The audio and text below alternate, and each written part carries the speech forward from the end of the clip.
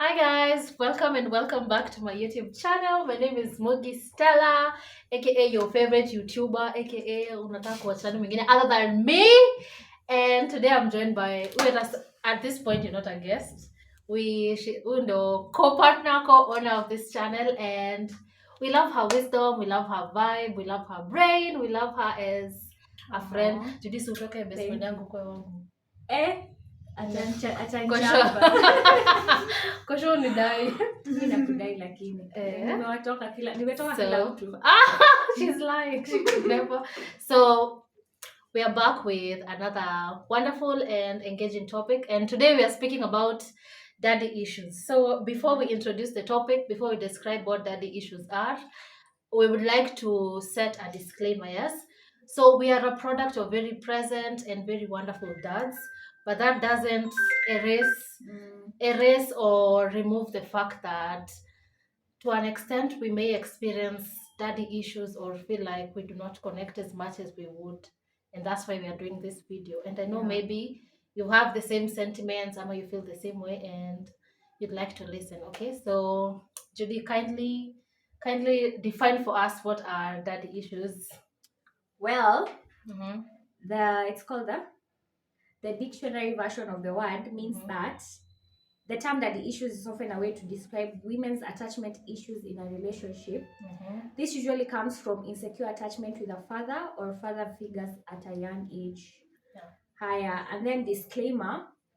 Daddy issues are adult challenges that can result from one of two likely experiences: either growing up with an absent father or having an abnormal or poor relationship with a father who was physically present. You know, normally people think that like that the issues are for girls who didn't grow up with their dads. I'm a dads who are like, but you can have a dad who was present, but you have daddy issues. Yeah. So an example with Kama Sisi, okay, let me speak about myself. I love my dad. He was and he is present in my life, but I wouldn't say he knows me as a person. It's almost like his identity as a father to me is out of duty and not out of love or knowing choice, me as a person or choice. Like if I wasn't his daughter, it's not like like tunapendana, ananipenda, najua ananipenda, alilipa fee, he bought my food till I was a big girl, you get. But does he know me as a person? Does he know like What you represent? does he? So we don't have a relationship outside of his roles as a father according to the government, outside of things. That's where the disconnect is. Okay, I get that. Like mostly like other than the issues, like what have been like I was talking to Stella earlier, I was telling her like most of the times that the issues do stem from our fathers had different love languages from us. Like he's been brought up to know that a man is supposed to provide, so he knows he loves you by being a provider, but technically your love language is words of affirmation, but you've never had that from your dad. Now there's a wound, there's a gap that the dad was supposed to feel but he didn't feel, maybe because he didn't know any better. But this is not a video to like bash dads. It's just acknowledging that where the problem comes from. There are spaces where like our dads needed to do better, but they did not because they didn't have the knowledge or the information to do better. So kama mimi sasa mimi sijui, the more I grow up it's almost like ignorance is bliss, like for real. Kutojua ni I don't want to have this information kwa sababu kama sahi na realize I struggle with physical touch. I do not hug my friends. I do not even with men who I want to be romantically involved with, physical touch is such a problem. And I realized it's because I wasn't like loved physically as a child. Like Paul and Dad, if you see this video, but we have never hugged. Like after the thought of it nafanya nisikie kuchizi. Like why are we hugging? Like ni almost like it's like there's tunajua tunapendana. Mimi babako, wewe ni mtoto wangu, pia unajua. Pia unajua nilikulipia fee, nimebuy vitabu zako, unadhani sikupendi, use your brain. Okay, I get that. But why didn't you hug me? Why didn't you tell me I'm so proud of you? Come Mimi, okay, I shouldn't say this in this video, but do you know what my kinky is like? Words of affirmation, good girl. kink yangu sexually ni kuambiwa good girl. Like tell me I've performed. Like like if you say that because sijui maybe because I didn't get that. Ama juu nimewatch ile good girls ule mse wa Get in the Car Elizabeth. Like nimerealize like with my relationships, I'm chasing leadership. I'm chasing people who are assertive. I'm chasing someone who will remind me that they're the boss. And maybe that inadequacy is coming from not having that as a child. Okay, I get that. Like, well, let me talk about my experience. My dad was very present, and he's a very I love your dad, by the way. involved dad. Is. But the thing is, my problem stems from the fact that was inconsistent. Like, it depended on his mood, like his situation. Like one day he'd be very present, but when he's stressed, he'd pull away. You get. Oh. So like I'm used to like ups and downs, inconsistencies. Hadi wa leo, like I find myself, I can't be in a stable, like I find it boring. I find stability boring because hakuna hizo ups and downs. Yeah, you get. I can't function in an environment where there's stability. Like, well, in the past, because now I'm healing, I've realized these things, I'm healing my inner child. But in the past, like, I'd say that I like these guys when you're on an adventure, I'm trying to ignore. Like, I don't know. Because actually, me, I used to be a person who chased. Like, you know, like, I am a person who, like, I've never been able to just sit back and let a guy come to me. Like, na feel already by the time guys come to you. They do, but I don't give them a chance. When they come to you, wataki juu kwa nini nataka hiyo thrill ya unanipea like it's sort of breadcrumbing. Nipe kidogo potea. Yeah, because that was what I've been used to. And that was my childhood basically. And the most, like, the majority of the person was when he was present, but when he was not, it impacted me deeply because pia kuna another thing ukisema kuhusu attachment theory ilikuwa inasema that it's not only a product of how our parents behaved, pia how we are, like, biologically and genetically, because your attachment theory states that when, like, wakifanya hiyo experiment, the scientists who discovered attachment theory walikuwa nasema they put babies in a room. Then they made their mothers leave. The ones who are more prone to developing anxious attachment, when the mothers left, they cried. And when the mothers came back, they still cried. The ones who are more prone to developing avoidant attachment, when the mothers left, they looked like they didn't care. But deep down, like wakisoma, like wakiangalia, like brainwaves and all that. Brain chemistry, how it got disturbed. Yeah, wanaona they are disturbed, but they are not expressing it. And when the mothers came back, they ignored their mothers. You get? So kuna kitu na, like, maybe temperament yako ilikuwa meant kukua, you require more attention. Ndio niache kuwa avoidant. Yeah.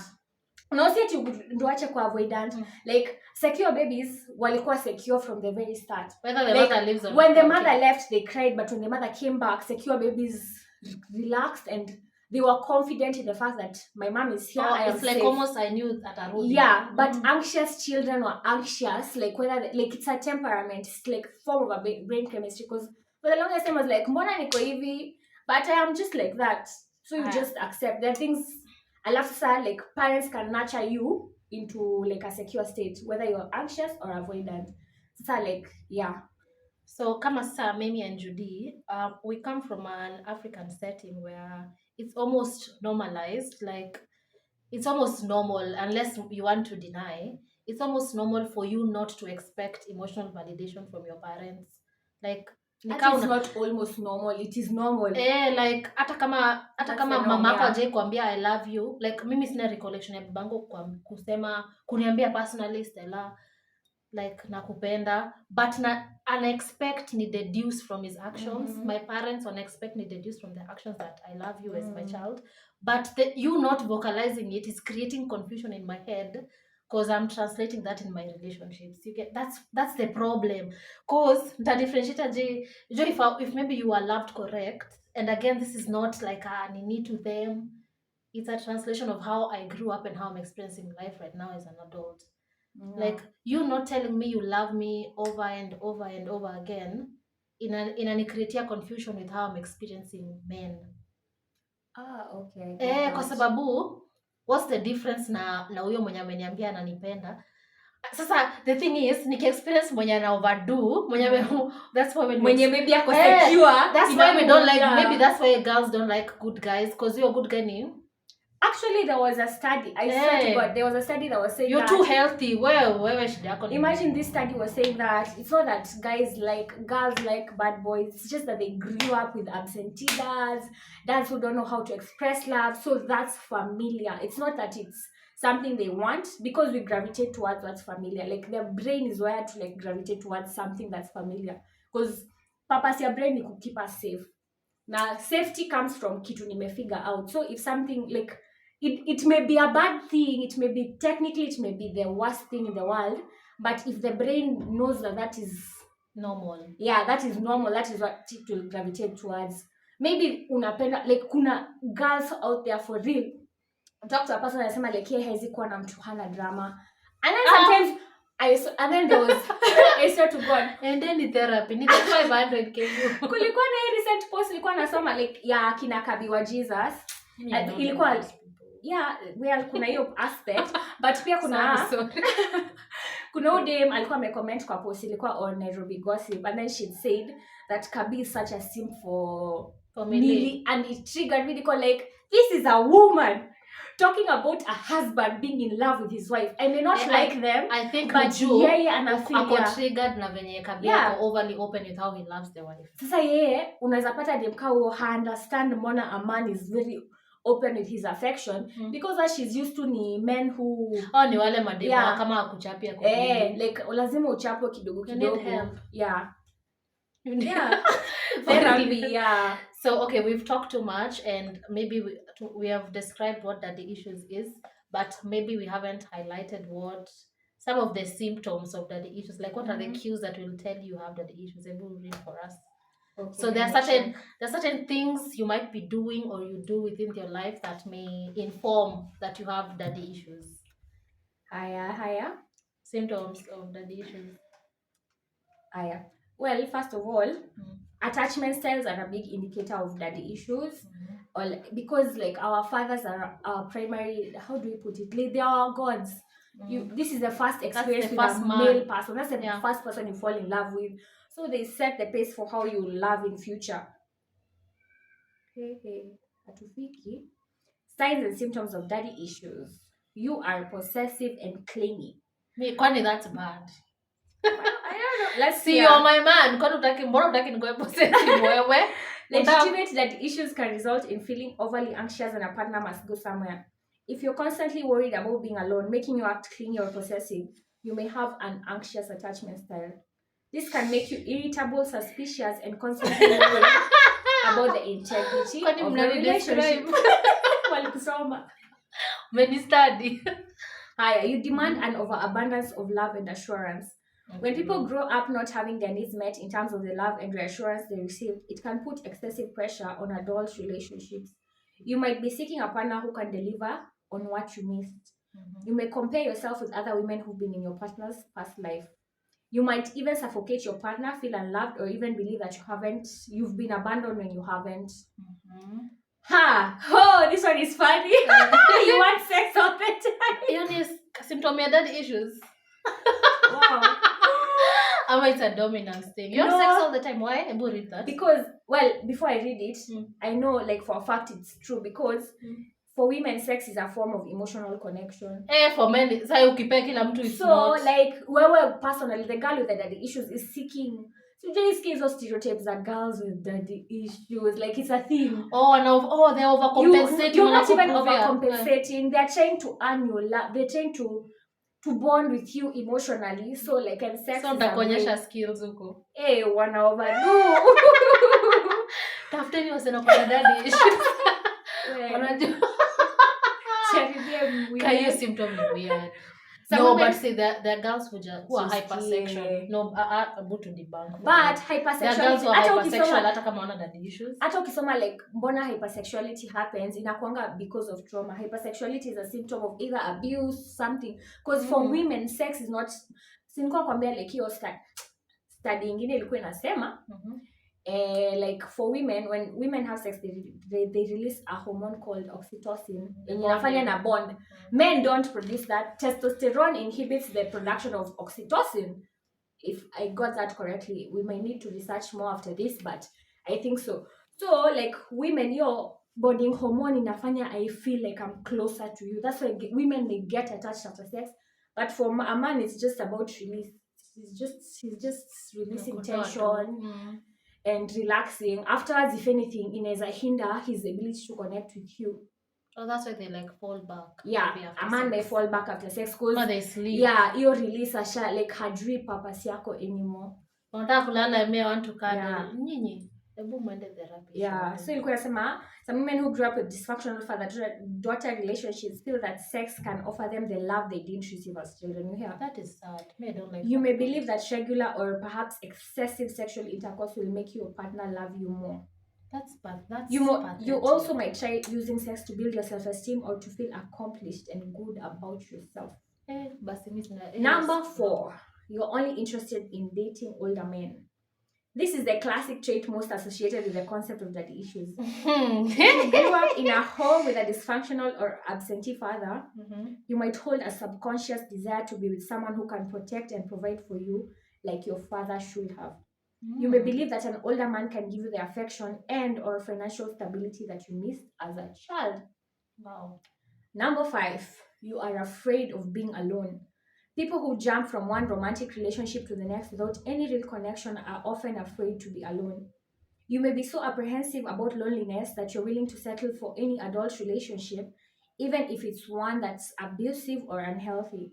Oh. Your relationships may be tumultuous and end in a toxic manner, and you might find that you're constantly and anxiously searching for the next one.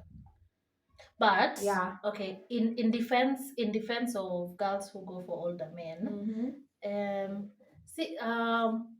I have never been with a man who's like too old for me, you get. Yeah. But I understand the need and the natural instinct for you to want to go for an older man. Yeah. Naturally we crave security, we crave protection, like deep down, hata before tukue a civilized society. That's hata animals. I'll go for the most established man in society, I'll go for the most well-put man in society. So maybe brain yangu in associate the older man with more resources, more wisdom, more protection. So mbona why do you want me to go for? No, actually see that's not the issues. The way the older man might lead, because like how Jake when I'm too immature, if you've been an immature person, you're like should I date mtu younger than you? No, but I've dated someone my age and I can promise you bullshit. It's bullshit. Yeah, okay. Bro, no. We refuse. Because you're competing. It's like you're competing. Kama, alafu unaona hiyo kitu yenye wanasemanga, I know it's something that's used to finyilia ladies and all. Nini ladies? Okay. It's something that's used to like put women down, and they say that women mature faster, but it's kind of a true concept because like of conditioning. Unapata for real we are growing up, so unapata the pace at which I'm growing up in naanza kunishangaza venye anafikiria, like mbona unafikiria hivyo wewe? Unajua Judy, I can't date anyone who is if you're not +5 of my age, I can't. Kasa niko 25 kama uko +30 aki siezi. But also like let me debunk that myth. Nimerealize kuna some guys like as I'm growing up na realize that it has nothing to do with age, it has everything to do with experience. Because kuna mse mwenye, yes, I won't judge. Maybe they left home at 18, they got all these experiences. So like they are, unaweza pata a 27-year-old man who's much more mature than a 30-year-old man. Hadi kuna hii kitu, tunaona hiyo watu wakisema venye sijui nini inafanyika when men get to 30s. Because for real, iko adolescent stage. Inafika point you are so much younger than a 30-year-old, but venye ana behave inakushangaza. Nikana backtrack. Anakushangaza tu. Yeah. Yeah, anyway, acha ni continue before we welcome back. We had a little technical issue. Msijudge. Kama ni judge mtume pesa ndaika namba hapo. Mtume pesa a new camera. Tap. What? Tap. Ignore. If you don't know TikTok, ignore. So, what was the next point, baby girl? The next point was you repetitively choose to be with abusive men. Some women with daddy issues find themselves in relationships after relationships with abusive partners. Mm. This could result from having a subconscious desire to mend a broken relationship with a dysfunctional Oh, so I want to fix it. or absent father. You may only be attracted to abusive or self-absorbed men because they represent your father, who you want to please so badly. Hebu Judy, before we continue, ile point tulisema ile siku ya the other video. So it's low-key true that women choose their dads in future partners and men choose their mothers in future partners. Yeah, it's kind of true because why am I picking a man with the same traits as my dad? Because our parents are the first like encounter we have with humanity. Like we don't know, like for real. Kuna mtu, like for instance, kuna beshi yangu ashika kwetu. Like when they first met my dad, they were so shocked because my dad is very. I was niaje, too. Sasa, unakaa poa, like cause yeah, there's where I digress a little, but her dad. Yeah. There's nothing wrong with my dad, but her dad. Yeah. Your dad is nika Baba Suspa. Baba Suspa alikujanga Suspa.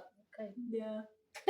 There was a girl in our high school called Suspa, and her dad was the epitome of cool, and her dad knows my dad. And nilipata the same feeling with your dad. Like he's cool, he speaks the youth's language of youths. Yeah. Your dad is cool. For real, like your dad, you're blessed to have your dad.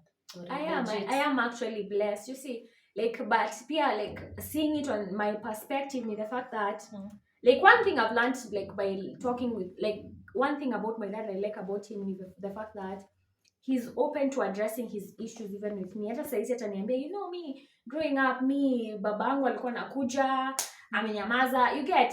So like I understand where his issues stem from, but doesn't diminish how I felt in the moments where he was absent. Sa shida ni na parent child relationships. Mimi na feel ni kama mimi na wewe we are too educated or maybe too like maybe tumejipsychologize, tumejipsychoanalyze too much that kwa relationship ya parent child it's the parent who should inform their emotions with me. Yeah. See, mimi nafaa ni inform my emotions to you. So mbona mimi ndio na rationalize my emotions, ndio ni accommodate needs zako. But you have to get that, like for real, like our parents grew up in a generation, like for real. Heri sisi, not like we can over intellectualize or like psychoanalyze ourselves because we have access information to the internet. Okay. We have access to like psychotherapists nowadays go online, like psychiatrists go online, they talk about these things.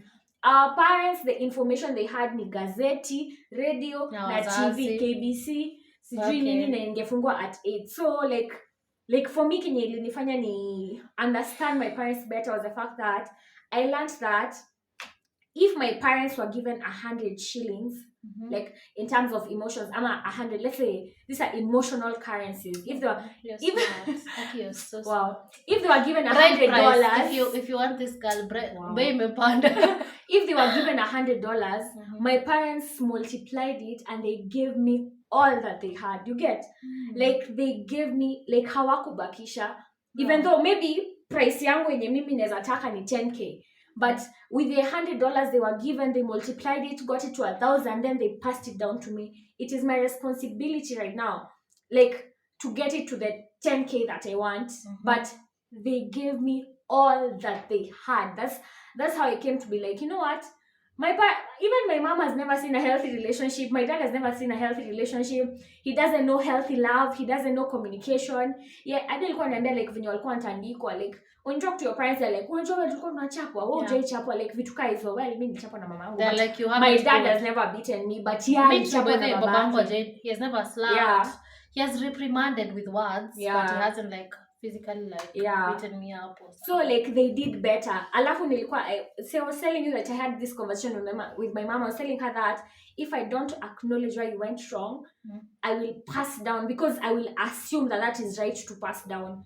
So these conversations are meant to highlight where our parents went wrong, not because they are bad people or like they didn't want to, but because we want to do better. We also want to multiply the emotional currency that we have. Like Lily 10k, I was passed down. How can I multiply it? But it's by acknowledging that, by you not telling me I'm a good girl, Stella. Ulipata a history. By you not telling me that I am worthy. By you not like giving me more quality time. Juu mimi This nilikuwa is the nilikuwa impact napata it had on 90 me. nilikuwa napata 98% primary math na mimi ndo kupata 100. Yeah. And it's But because wao wana translate ati Yeah. wanani motivate nipate Yeah. 100, but mimi na translate my 98 is not enough. You get the disconnect. yeah, I get it, yeah. Alafu like hiyo kuangalia parents as people, like who ni mse mwenyewe, I That's what get I it. wanted to say. They made us, but they were people, like At the end of the day they were individuals. people. Hata yena issues zake, because like me for the longest, let me say for the longest, I used to think my mom hated me. I swear to God. Your mom. Like she's a sweetheart, but growing up, you know, like when you're a child, you don't know your mom as a person.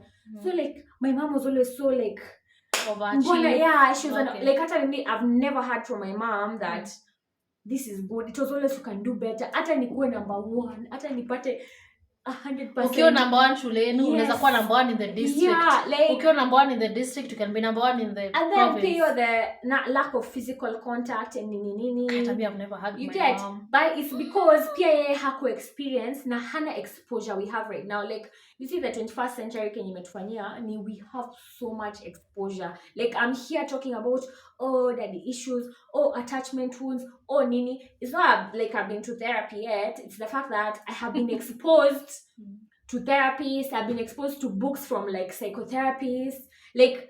And this is because my parents went the extra mile and decided that, you know what, Let's maybe educate this maybe girl. I got this education that looks like this, but I might expand the education for my child. So sometimes I'm like, you know what, I did well for you. they did well. They did above and beyond for us. So for me, it's not like a video of bashing our parents, like acknowledging where they went wrong, which is a way we will not replicate this in future.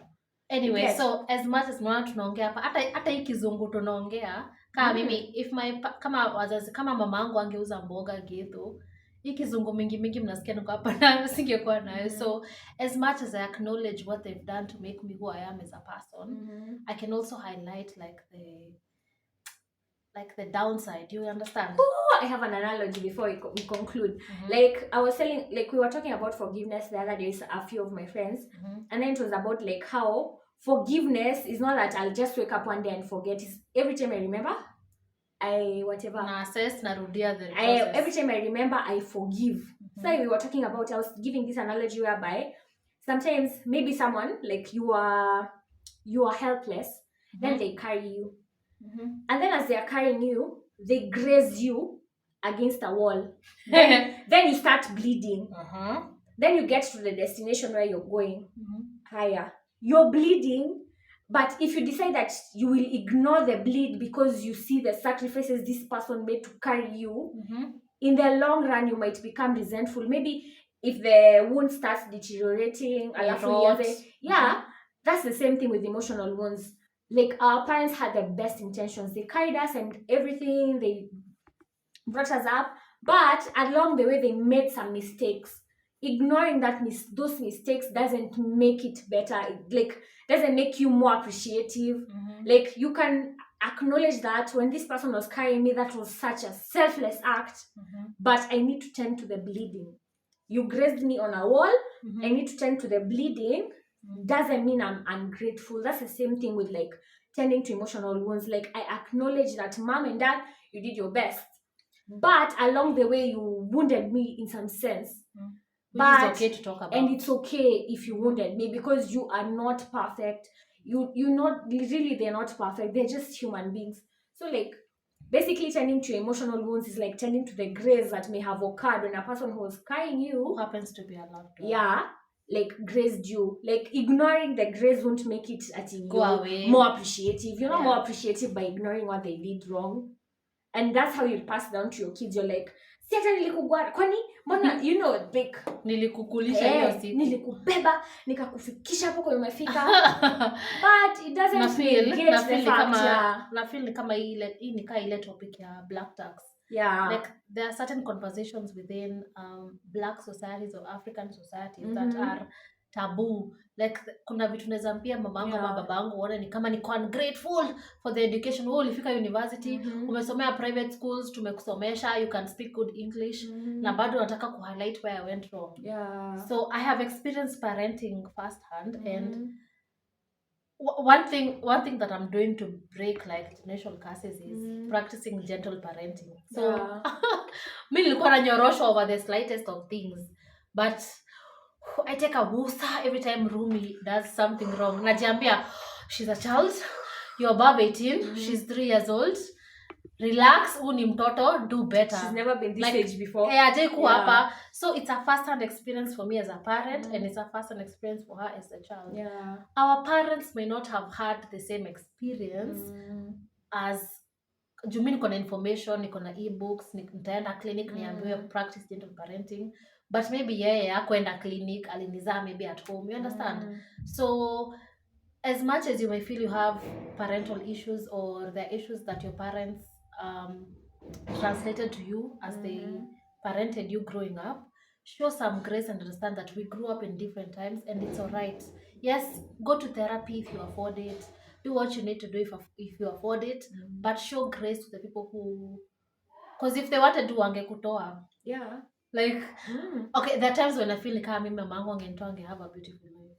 But let me tell you, also one thing I've learned along the way in my journey, like in my healing journey, is that I acknowledge that my parents are like, because Kitambo used to be like, oh, they did so much for me, and that's how sometimes the Black community, like they have higher rates of suicide, higher rates of mental health, because you want to make up for the fact that you were born.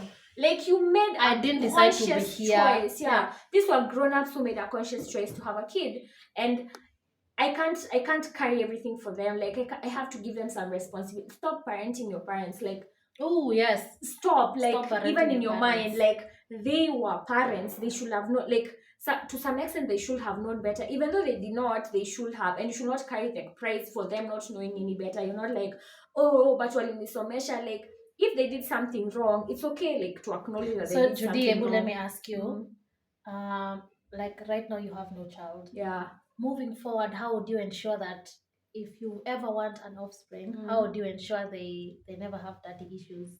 Because the selection of the dad is on you. Yeah. You selecting the dad for your future child is on you. So how would you ensure that your future child, if you ever want any, doesn't have daddy issues? So for starters, I know for a fact that the best relationships come from like Nika preparation. Like I was reading like there's this TED talk that was saying that relationships make up the biggest percentage of our lives, and our education does, right? But we may spend like for real tumesoma miaka ngapi? Mtu wako 24 lakini you've been in school for 22 years because you're preparing for your future. But the thing is, if you have a bad relationship, even your job won't make sense. Nothing will make sense unless you have the best relationship.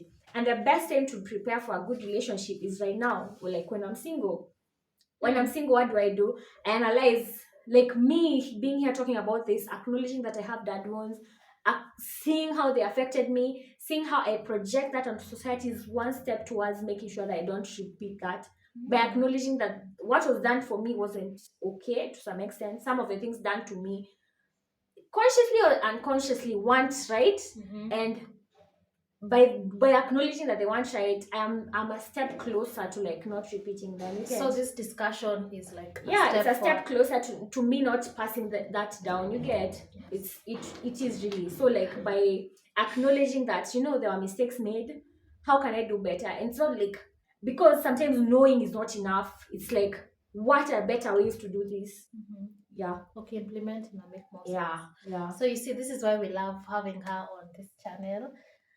And I provide insight and I provide perspective and leave a comment. Tell me what you think about my beautiful guests. And if you'd like to see her back here, just leave a comment. Have you experienced daddy issues?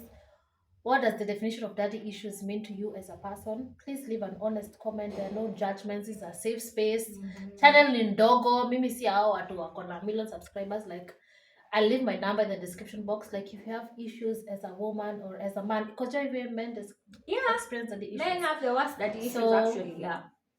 This is a safe space. If you want someone to talk to about your issues, come on, I realize there are certain things that are happening to you that are translating in your love life or whatever. Just talk to us. So thank you for engaging with our content. Thank you for subscribing. Subscribe if you haven't, and We will see you on the next one. Choose.